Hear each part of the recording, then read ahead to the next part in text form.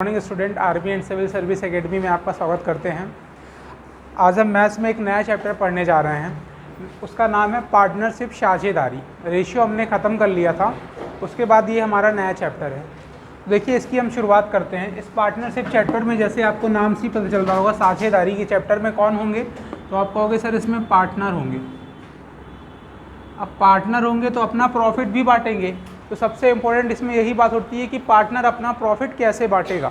देखिएगा, पार्टनर अपना प्रॉफिट इसमें कैसे बांटेगा। देखिए, तो अब आप देखिएगा, एक आप फॉर्मूला लिखेंगे कि प्रॉफिट बराबर लाभ बराबर क्या होता है। तो प्रॉफिट इक्वल टू होता है कैपिटल इनटू टाइम। लाभ बराबर होता है पूंजी गुणे समय। ठीक है ना, लाभ बराबर होता है पूंजी गुणे समय। अगर मैं आपसे पूछूं अब कि चलिए बताइए कैपिटल बराबर क्या हो जाएगा, कैपिटल बराबर क्या होगा, तो आप कहोगे सर कैपिटल बराबर हो जाएगा प्रॉफिट अपॉन टाइम। और मैं आपसे पूछूं टाइम बराबर क्या हो जाएगा, तो आप कहोगे सर टाइम बराबर हो जाएगा प्रॉफिट अपॉन कैपिटल। ठीक है ना, तो इसको आप याद रखिएगा। अब मैंने कहा पार्टनर अपना प्रॉफिट कैसे बांटेंगे। तो देखिएगा, एक कोई दो पार्टनर है, ठीक है, आपके सामने दो पार्टनर है। एक पार्टनर ए है और एक पार्टनर बी है। एक पार्टनर ए है और एक पार्टनर बी है। ए और बी ने एक बिजनेस तैयार किया। ए और बी ने एक बिजनेस में पैसे लगाए। तो ए ने लगाए 50 रुपये और बी ने लगाए 40 रुपये। ए ने लगाए 50 रुपये और बी ने लगाए 40 रुपये। तो अब यहाँ पे बात ये उठी कि सर इनका प्रॉफिट कैसे बांटेंगे, हम इनका प्रॉफिट कैसे बांटेंगे। तो देखिएगा, और टाइम दोनों का मैंने दे दिया आपको कि दोनों ने पैसे लगाए हैं 12 मंथ्स के लिए। दोनों ने पैसे लगाए हैं 12 मंथ के लिए। तो इस बात को आप समझिएगा। तो इन्होंने कैपिटल कितनी लगाई, इन्होंने पूंजी कितनी लगाई है, तो आप कहोगे सर इन्होंने पूंजी 50 रुपये और 40 रुपये लगाई है। तो इस बात को समझिएगा। तो इनका प्रॉफिट कैसे बटेगा। तो देखिए, अगर टाइम दोनों का सेम दे रहा है, टाइम अगर सेम है दोनों का, तो जो इनके प्रॉफिट का रेशियो होता है, जो इनका प्रॉफिट होता है, इनके कैपिटल के रेशियो के बराबर ही होता है। मतलब मैंने ये कहा कि दोनों का टाइम सेम है, तो जो इनके पूंजी का अनुपात है वही इनके प्रॉफिट का अनुपात भी हो जाएगा। ठीक है ना, जैसे मैंने कहा ए ने 50 रुपये 12 महीने के लिए लगाए, बी ने 40 रुपये भी 12 महीने के लिए लगाए, तो इनका लाभ कैसे बटेगा। तो मैंने देखिए, अगर दोनों का समय सेम है 12 महीने, तो जो इनके पूंजी का अनुपात है वही इनके लाभ का अनुपात भी होता है। इसको आप नोट कर लेंगे, इस पॉइंट को।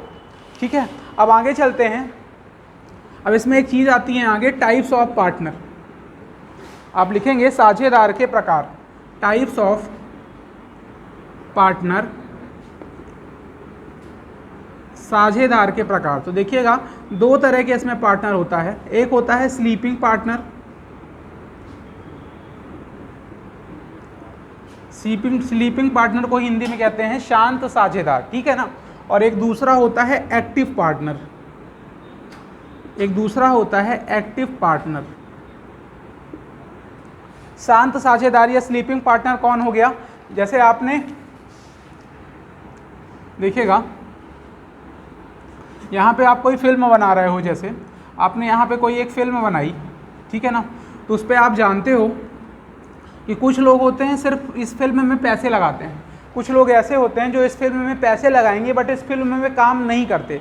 मतलब जिन्होंने अपना पैसा लगाया और उसमें काम नहीं किया, उन्हीं को कहते हैं शांत साझेदार। और एक ऐसा होगा, जैसे इस फिल्म में मान लो कोई हीरो है, तो इस हीरो ने क्या किया, इस फिल्म में अपना पैसा भी लगाया और इसमें काम भी कर रहा है। प्रकार के साझेदार होते हैं टाइप्स ऑफ पार्टनर। एक होता है स्लीपिंग पार्टनर और दूसरा होता है एक्टिव पार्टनर। स्लीपिंग पार्टनर को हम कहते हैं शांत साझेदार। ठीक है ना, शांत साझेदार कौन हुआ, देखिए जैसे अपन ने एक फिल्म बनाई, फिल्म में एक व्यक्ति ने पैसे लगाए, लेकिन उस फिल्म में वो काम नहीं कर रहा है, बट वो काम नहीं कर रहा है, लेकिन जो उसने पैसे लगाए थे उसमें उसे लाभ तो चाहिए, तो वही हो गया शांत साझेदार। और एक होता है एक्टिव पार्टनर, या इसी को वर्किंग पार्टनर भी कहते हैं। ये क्या करेगा, इस फिल्म में भी पैसे भी लगाया और इसमें क्या किया, इसने हीरो का रोल भी कर लिया। देखिए, इसने फिल्म में पैसे भी लगाए हैं और इसने हीरो का रोल भी किया है, तो ये कैसा हो गया, आपका एक्टिव पार्टनर हो गया। तो यही दो टाइप्स के पार्टनर होते हैं। अब हम डायरेक्टली क्वेश्चंस में आते हैं आगे। तो अब एक क्वेश्चन नोट डाउन करेंगे।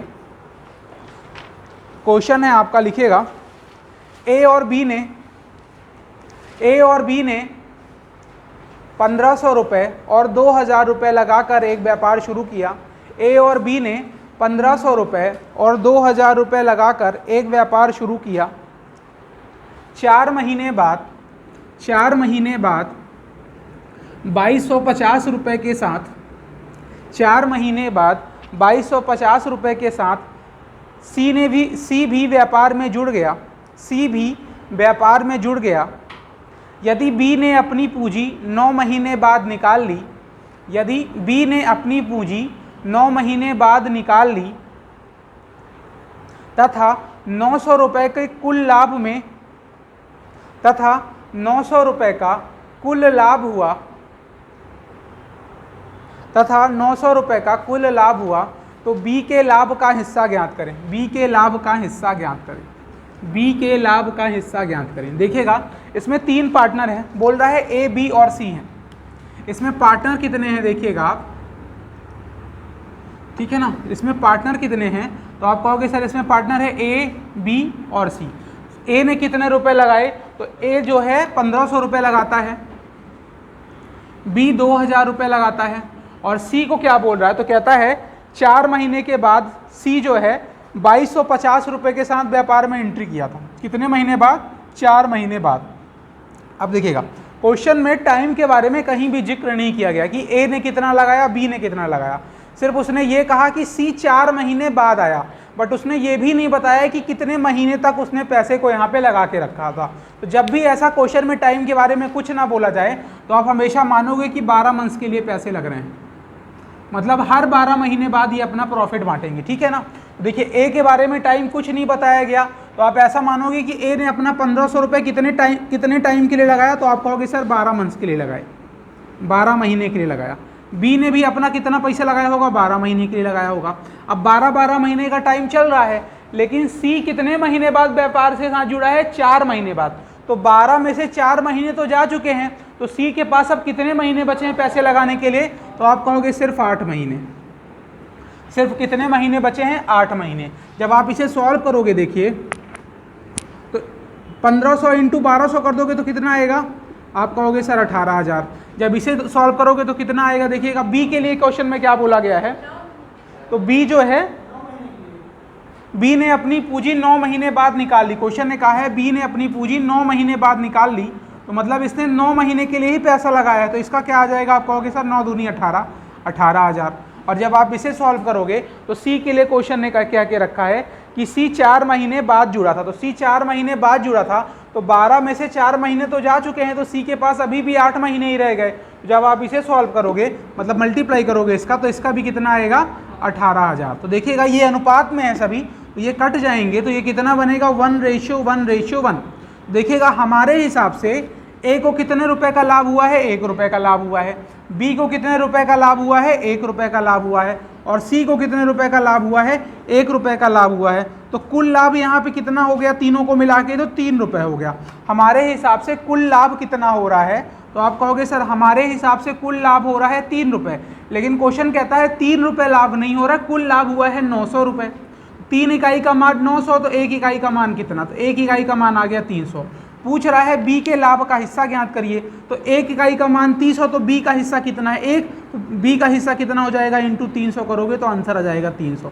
मतलब बी का लाभ भी 300 रुपये हो जाएगा। अगर आपसे पूछे सी का, तो आप कहोगे सर 1 इकाई का मान 300, तो 1 इकाई का मान यहाँ भी 300 आ जाएगा, मतलब सी का लाभ भी 300 आ जाएगा। इसी तरह ए का भी आ जाएगा। सेकेंड क्वेश्चन, ए और बी ने क्रमशः 50 रुपये और 45 रुपये लगाकर कोई व्यापार शुरू किया।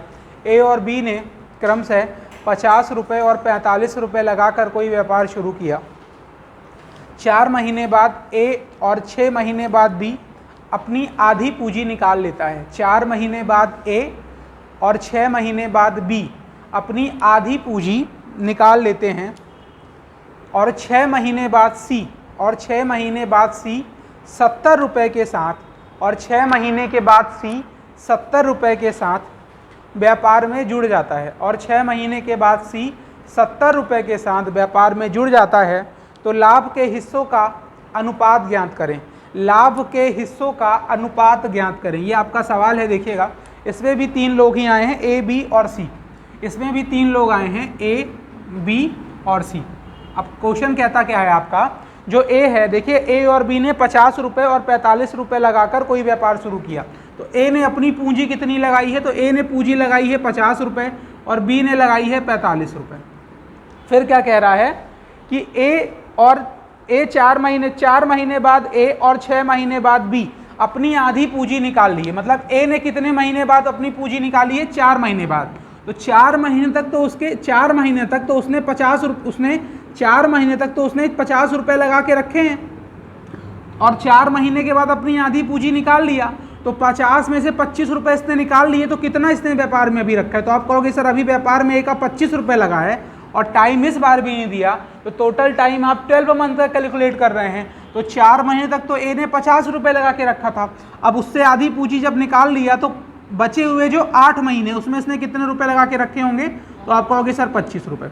इसी तरह बी के लिए बोला गया है कि बी जो है 6 महीने तक कह रहा है, देखिएगा 4 महीने बाद ए और 6 महीने बाद बी अपनी आधी पूंजी निकाल लेता है। तो जो बी है ये 6 महीने तक तो 45 रुपये लगा के रखा अपना, 6 महीने तक तो इसने 45 रुपये लगा के रखा है और 6 महीने के बाद इसने अपनी आधी पूंजी निकाल ली।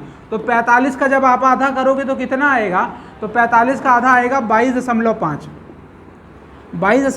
आएगा। तो 6 महीने तक तो इसने 45 रुपये लगा के रखे और जो बचे हुए 6 महीने हैं इसमें इसने कितने रुपए लगा के रखे, तो आप कहोगे सर 22.5 रुपये लगा के रखे। और जो सी है, सी के लिए क्वेश्चन में बोला गया है और 6 महीने बाद सी 70 रुपये के साथ व्यापार में जुड़ जाता है। तो जो सी आएगा वो 6 महीने बाद आया है और कितने रुपए लगाया, 70 रुपये लगाया। तो इसको टाइम कितना मिला है, 6 महीने का ही मिला है। बस आप इसको सॉल्व कर देंगे तो आपका आंसर आ जाएगा। देखेंगे आप, जब ए 50 रुपये 4 महीने के लिए लगाया तो इसने कितने रुपए कमाए, यहाँ से 200 रुपये इसको मिला, ठीक है ना। और जब यहाँ पे देखिए लगाया इसने 25 रुपये 8 महीने के लिए, तो यहाँ से भी इसको 200 रुपये मिला। तो टोटल ए ने कितने रुपए का लाभ कमाया, तो आप कहोगे सर 400 रुपये का। जब आप बी के पास आ रहे हो तो देखो बी ने 45 रुपये 6 महीने के लिए लगाए हैं, तो यहाँ पे इसको कितना मिलेगा, देखो 6 पंचे 30 और 6 चौको 24, 25 26 कितना हो जाएगा 27, तो 270 रुपये का लाभ कमाया। जब आप इसको सॉल्व करोगे तो यहाँ पे देखिए कितने रुपए का इसको लाभ मिल रहा है, तो आप कहोगे सर 6 5 जा 30, 6 पंचे 30, 6 दूनी 12, 13 14 15 और 6 दूनी 12 1 13। तो यहाँ इसको कितने का मिला, 135 रुपये का। एक नंबर बाद दशमलव है तो ये जीरो हट गया। और यहाँ देखिएगा 7 छंग 42, तो सी को कितना मिला, 420 रुपये का। जब आप इसे ऐड करेंगे देखिए तो ये कितना आ जाएगा, देखिए ये 0 और ये 5 तो 5 ही आ जाना है, ये 7 3 10 हो जाना है और 2 1 3 1 4, ये 405 आ गया और यहाँ कितना आ गया, 420 हो गया। अब पूछा है तीनों के लाभ का अनुपात निकालना है आपको, तो देखिए ये किस नंबर से कट जाएंगे, तो आप देखिएगा ये कट जाएगा और इसका आंसर आएगा 80:81:84। आप इसको सॉल्व करोगे ये कट की है, इसका आंसर बना देगा। Okay, thank you.